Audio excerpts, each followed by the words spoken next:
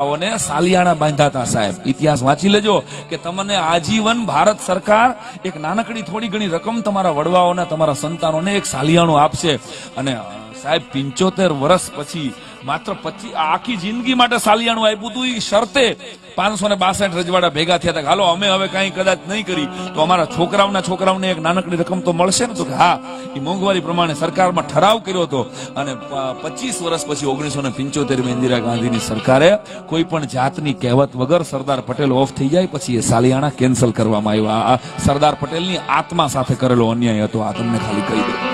ઇતિહાસ વાંચજો તો ખરા. અને એટલે કહું છું, સરદાર પટેલના મૃત્યુ વખતે ભારતના 562 રજવાડા જેને રાજ આપ્યા હતા ને, એને સૌથી વધારે દુઃખ હતું કે આ માણસે ભારતને એક કરવા માટે મહેનત કરી હતી, આની કિંમત ન કરી આપણે.